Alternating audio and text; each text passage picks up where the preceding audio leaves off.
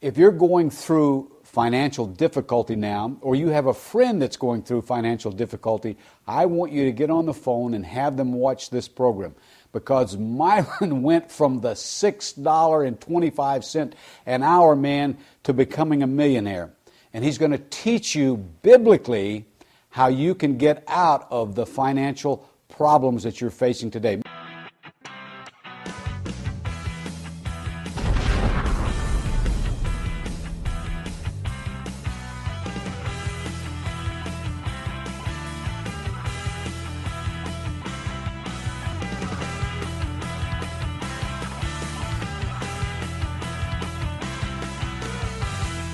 Hi, friend, I'm Kerry Pharr, and I want to welcome you to today's program. Hey, I want to tell you, you're in for a real treat, not only today, but for the entire rest of this season. We have Myron Golden, who's going to be co-hosting the show with me, and I want you to hear Myron's amazing story today. Myron used to be a trash man that made $6.25 an hour. He learned some interesting techniques and became a millionaire, and he's going to tell you how you can do it too. I want to welcome Myron Golden to the program. Myron, so good to see you. Good to see you, Kerry. Thanks for having me on the show. I really appreciate it. Well, it's an honor and a delight. Listen, let's go back and talk about your struggles, how you came out of the ghetto in Harrisburg, Pennsylvania, and how you struggled for years and you were broke, and then somehow you had a breakthrough and became a millionaire. Tell us a little bit about your background. Well, I was born the second of 7 children to hardworking parents who loved us. Thank God for that, right? And we didn't know a lot about money. We didn't grow up learning about financial principles or the rule of 72 or how money works or that your money could even work for you. We learned that you work hard for your money. Yeah. And so I grew up poor. And we did what poor people did. We bought inexpensive cars and lived in inexpensive houses, and we just thought that struggle was the way it was supposed to be because that was our lot in life. And I contracted polio. I was born in Tampa, Florida, and contracted polio. I was born in a segregated hospital in 1961. And my parents moved to Pennsylvania before I was a year old, got diagnosed, treated for that. So I've walked with a metal brace on my leg my whole life. And while my brothers were playing basketball and football and stuff, I wasn't able to do that, at least not to the same degree. I played some sports, but not to the same degree because I couldn't run. And I had a leg stretch operation. This is an amazing concept. I had a leg stretch operation when I was 13 years old. The doctors came to my parents, said, Mr. and Mrs. Golden, we've got an operation that can help your son. We can stretch his leg 2 inches. Now, I'm 13 years old. I've got a vivid imagination, and you know, I didn't want to mess with the doctor. He's an adult. I'm a kid. But I almost said, Doc, bones ain't made out of rubber. Yeah. You know, and he said, what we're going to do is we're going to break the tibia, which is the big bone in the middle of your shin. We're going to break the tibia in the middle. We're going to break the fibula at the top and the bottom. And we're going to put these 4 screws through his leg. And we're going to put it on this metal rack and turn these knobs every day. And at the end of 30 days, that tibia will be stretched 2 inches. And I tell you that story because I want you to understand, and I want your viewers to understand, that there's a principle there. That's not just my story, that's everybody's story. If those doctors had put those screws through my leg, but they wouldn't have broken it first, my leg wouldn't have stretched at all. And what we learn from that scenario is that seldom in life can we be stretched to our full potential unless we're first broken. Ooh. See, we got to go through some stuff to get to our stuff. There's no destiny without difficulty. There's no strength without struggle. There's no advancement without adversity. And we got too many people in the world that want to get to the mountaintop, but they don't want to climb the mountain. They don't want to go through the struggle. They don't want to go through the struggle. And you've got to go through the difficulty. It's the thing that makes you strong enough to be there when you get there. So that's kind of my story. That's my story growing up till the time I was 13. I'm one of those kids, you know, you got a lot of people that do really well in school. Well, I did really well in school all the way through the 3rd grade.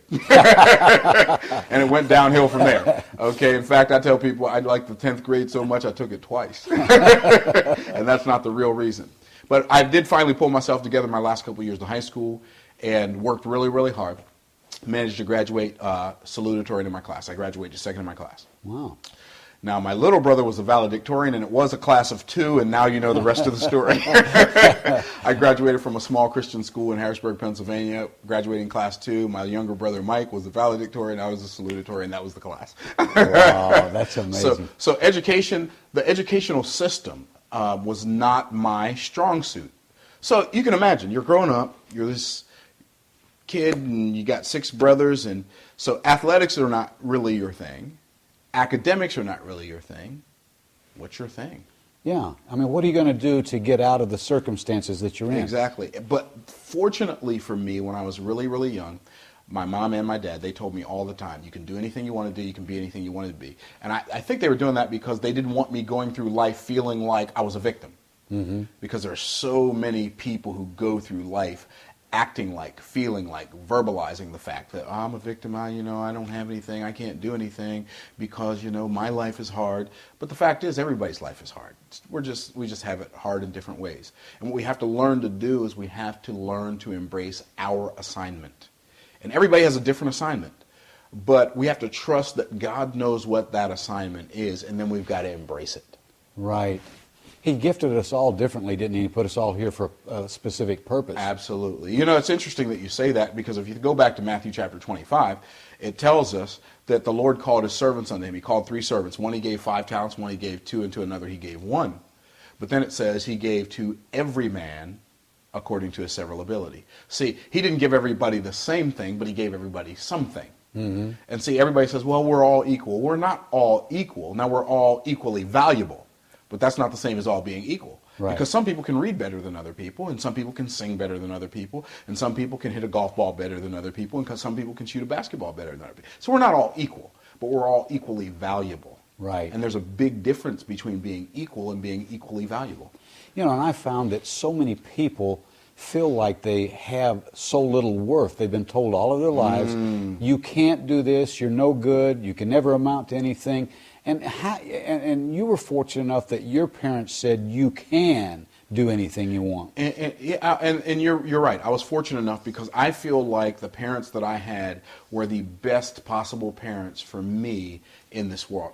If I could go and trade parents, I wouldn't trade parents with anybody in the world, because my parents got me and my 7 brothers ready for the life that we were going to live. And I thank God for that. So take us back. I mean, here you were, you got out of high school, you got married, and, got out of high school, you forgot one word, barely. But when you got out of high school, what did you think your purpose in life was at that time? Well, I got saved when I was 16 years old. Yeah. So when I got saved, 16 years old, I had never read a book other than a comic book up to that time. I got saved, I started reading the Bible. I was shocked. I was blown away. I said, and this is my iPad, my Bible's on my iPad, and so when I started reading the Bible, I had no idea what to expect. I had no idea what to expect because I had never read the Bible before. I had never read anything. So I'm reading the Bible, I'm like, that's in the Bible? And every time, it's almost like on every page, wow, that's in the Bible? Wow, that's in the Bible? And I found out that the Bible is more about practical, everyday living than it is about religion. And practical, everyday living. Works in practice. Let's go to a break for just a moment, then we want to come back. Folks, I want to come back and hear Myron's amazing story. We'll be back in just a moment, so stay tuned. Kerry, you know what? I've got a free gift that I'd like to give to all of your viewers right now, if that's okay. Sure. I've got a video of me preaching at a church in Baltimore, Maryland, and I was teaching on how to have a financial turnaround, a step-by-step system from 2 Kings chapter 4 for a woman who literally was more destitute than anybody watching this show right now, and God, the man of God, gave her a step-by-step formula to turn her life around. So I'd like to give that to all your viewers. And all they have to do is either text or phone their name and email address to the phone number I'm about to give you. So, but they have to make sure the only thing they put in the text or the phone message is their first name and their email address. So the number is 717-388-4290. 717-388-4290 if they text their name and email address to that number, or call and leave their email address at myron@myrongolden.com or whatever their email address is. Then they'll get the free video, and I promise you they will absolutely love it. So there you have it, folks. The number's on the screen. Just text Myron your name and your email address right now, and they'll get the free gift. They'll get it back in a couple of seconds. Wow. What a deal. We'll be back in just a moment, folks.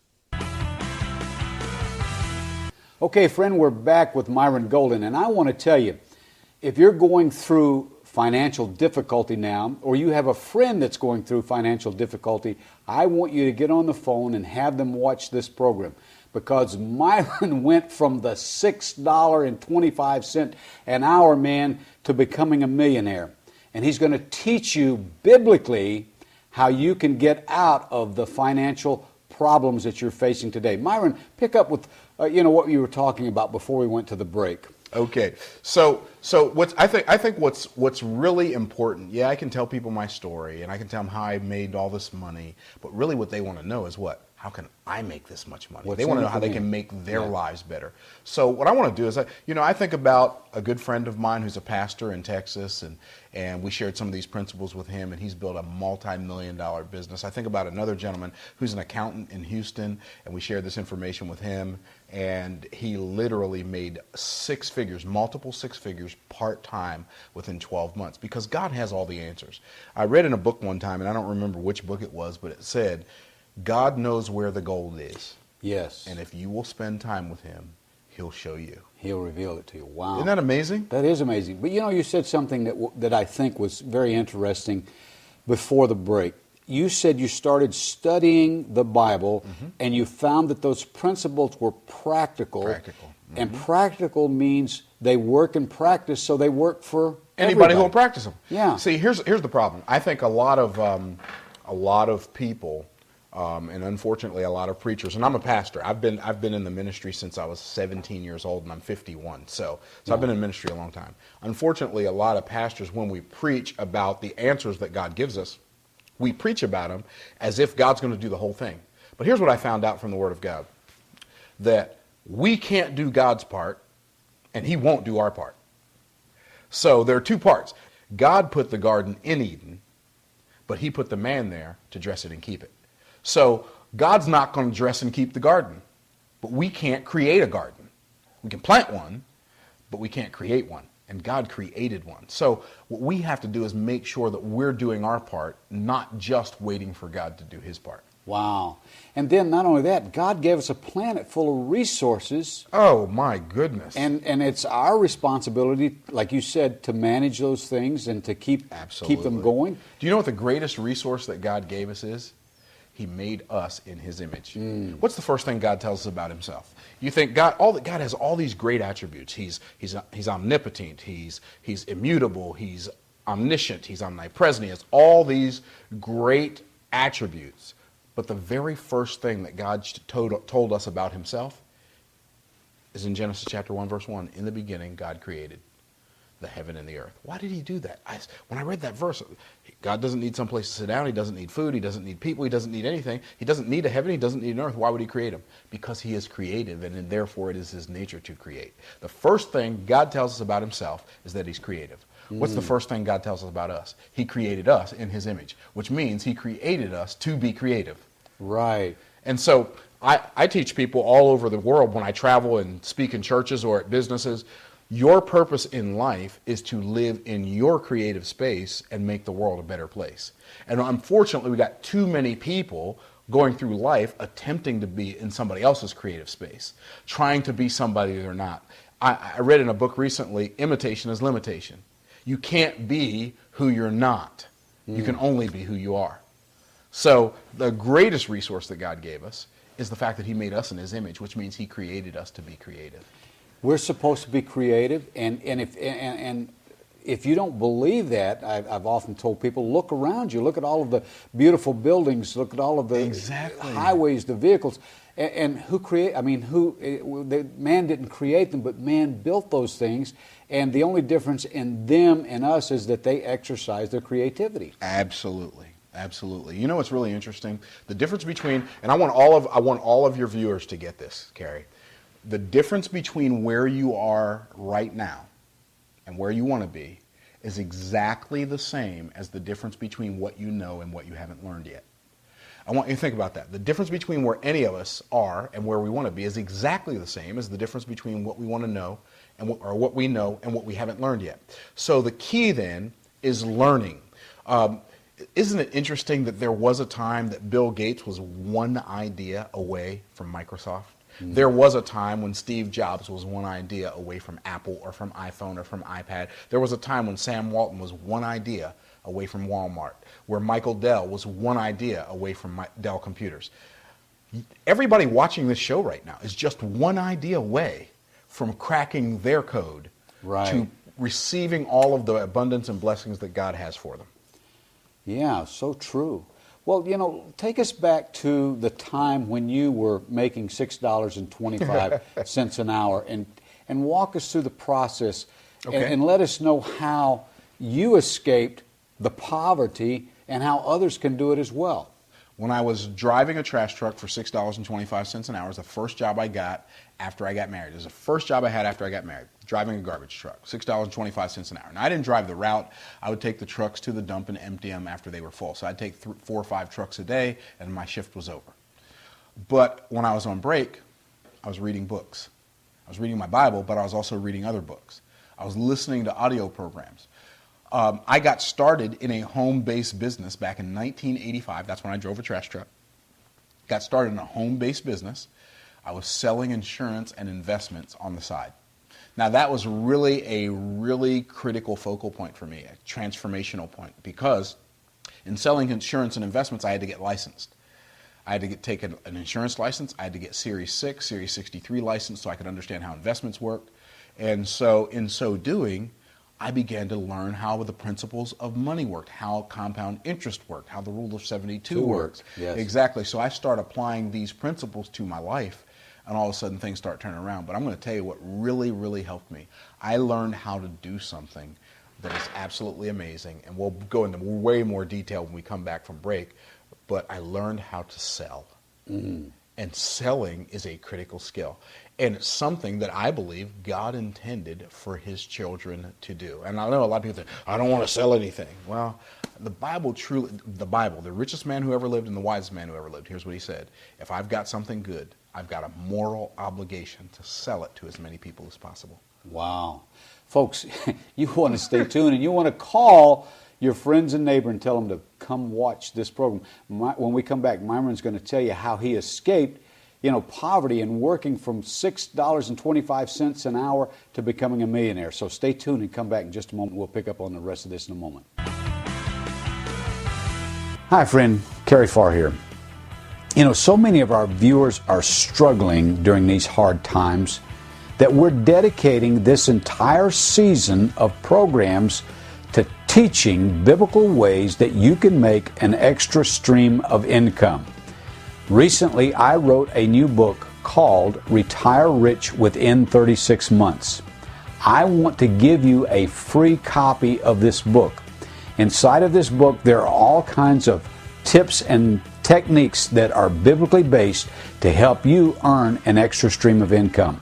Just go to inyourcorner.tv and you can download the book for free, no strings attached. inyourcorner.tv. Thank you. So, Myron, before the break, you were talking about a concept that most people hate, and that's the concept of selling. Explain that a little more. Well, I said that the richest, wisest man who ever lived said, if we've got something good, we have a moral obligation to sell it to as many people as possible. And here's what it says. In Proverbs chapter 11, verse 26, it says, he that withholdeth the corn, the people shall curse him. But blessing shall be upon the head of him that selleth it. We tend to think that there's something wrong with selling. But the fact is, the Jewish people understand this concept. Yes. The Jewish population of the world is 2% of the world's population. They control 40% of the world's wealth. Why? Because they understand that it is their moral obligation, their moral responsibility to start a business and sell goods and services to as many people as possible. If you think about Joseph, Joseph was the number one type of Christ in the Old Testament. Yeah. And what it tells us about Joseph after he became the prime minister, he became the greatest man in the world. How did he do that? Well, there were a couple of things. He interpreted the vision. He became the prime minister. But it says that Joseph sold to all the people in the land, and Joseph sold to all the people in the world. Now, here's the amazing thing about that story, though. The people came to Joseph and said, Joseph, we need some food. And he said, well, bring me your money. I'll give you some food. Joseph didn't say, well, I'll just give you some food. He said, bring me the money. I will give you some food. They brought him the money. He gave him some food. The famine lasted 7 years. After they spent all their money on food, they didn't have any money left. They said, Joseph, we don't have any money left. What do we do? He said, well, just give me your animals. I'll give you some food. So now he's got all the money and all the animals. They ate all the food their animals could buy. And they come back, they're still hungry. Joseph, we're still hungry. We don't have any animals. We don't have any money. What do we do? He said, just give me your land. After he had all the money, all the animals, and all the land, they came back to him again. They said, Joseph, why don't we just sell ourselves to you and we will become your slaves and just feed us, take care of us. Joseph said, I'll take it. That's a good deal. So Joseph had them pay with their money, their land, their animals, and their lives for food. He was not ashamed to sell it to him. He didn't feel like he was doing something wrong by selling to the people. Right. He didn't feel like he had to give it to them just because he had it.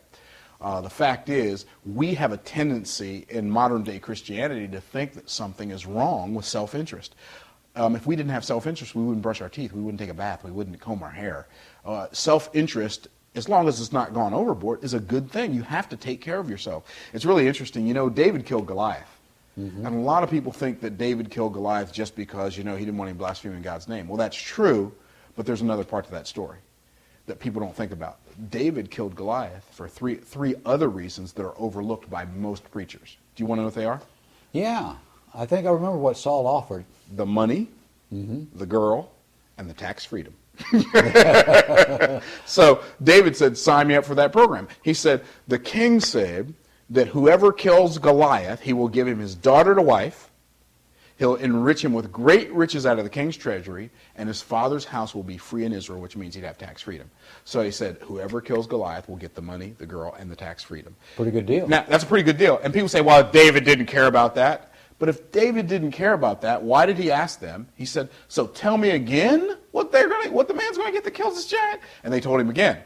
And then he asked them a third time, tell me again what the man gets that kills this Philistine? And they said they get the money, the girl, and tax freedom. David said, let me at him. You talk about in your corner, let me at him. Yeah, I wanted him. Right. So the fact is, we should have enough drive, desire, ambitions, and aspirations to live like the king's kids that we are. Right.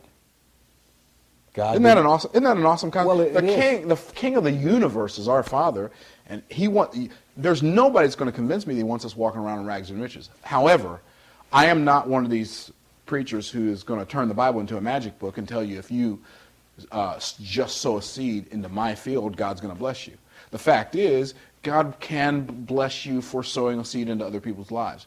But the one thing that God promised to do for sure, in addition to tithing, I understand that. But you also, when God brought the children of Israel into the Garden of Eden, he gave them all their own plot of land. And they were supposed to sow a seed into their own field. That's what God promised to bless. And if you don't have a field, if you don't have your own business, that's what their field was. If you don't have a field, then the only thing God can bless is Potiphar's house for your sake. Right. Yeah. Pharaoh's kingdom for your sake. You've got to get your own business. I really believe that God wants his children to be entrepreneurs, to be business owners, to be shakers and movers, to be lights that are set on a hill, to be a city that's set on a hill that can't be moved, like a candle that's sitting on top of a table, not under the bushel of work, not under the bed of rest, but on a table so we give light to everybody in the house. Well, I read in one of your books, and I've read several of your books, where you talked about when you were poor, somebody came to you and said, I'm really struggling, and all you could do was say, I'll pray for you. I'll pray for you. But not that that's a bad thing. Yeah. But man, but what does James chapter 2 say? If somebody comes in among you who is destitute and void of their daily needs, and you say, depart in peace, be ye warmed and filled, what good have you done? Right. You haven't met that need. You haven't met that need. Yeah. We're supposed to be able to do something to help people, not just say, I'll pray for you. So your contention is that God wants people to have things so that they, in fact, it says in the Bible, it says work with your own hands so that you can meet your needs and meet the needs of others. It does. It does say that indeed. But not only that, Kerry, we think that somehow there's this righteousness around poverty. But there can be, but they're not necessarily the same thing. The Bible tells a story in the book of Ecclesiastes about a city that was surrounded by a great king. And they went to this poor wise man, and this poor wise man delivered the city from this great and mighty king. And you know what it says right after that? It says, and no one remembered that same poor wise man, because a poor man's wisdom is despised. I submit that sometimes our children don't want to hear what we have to say just because we're not demonstrating that we know what we're talking about. What if a poor man's wisdom is despised? What if our neighbor's despising our wisdom because we're poor? What if our children are despising our wisdom because we're poor? What if our Sunday school class? What if the members of our church that we're pastoring are despising our wisdom because we're poor? God has given us business sense. It's really interesting. The Bible tells us in Luke chapter 16, verse number 8, it says that the Lord commended the unjust steward. And here's what he said: the children of this world are wiser in their own generation than the children of light. That should never be our story. No, it shouldn't be. The children of this world are wiser than us, and we've got the scripture. We've got the book that was written by the one who owns wisdom. Yeah, you're right. Brother, we've only got like 30 seconds left, but I think you told me you wanted to give a gift to us. I have a free gift for everybody watching. It's a video called How to Have a Financial Turnaround, and all they have to do is either call or text their name and email address only. The only thing in the text or the phone message is their name and email address to the number 717-388-4290. 717-388-4290. And I'll email you a free video from 2 Kings chapter 4 on how to have a financial turnaround. It'll absolutely knock your socks off. Wow. Folks, I hope you've enjoyed today's program. And I want to tell you, be sure to write down the time that this program comes on and the station so that you can watch it in the coming weeks, because Myron's going to give you information to help set you free from whatever financial struggles you have. So be sure to tune in, same time, same station next week. Hi, friend. Kerry Pharr here. So many of our viewers are struggling during these hard times that we're dedicating this entire season of programs to teaching biblical ways that you can make an extra stream of income. Recently, I wrote a new book called Retire Rich Within 36 Months. I want to give you a free copy of this book. Inside of this book, there are all kinds of tips and techniques that are biblically based to help you earn an extra stream of income. Just go to inyourcorner.tv and you can download the book for free, no strings attached. inyourcorner.tv. Thank you.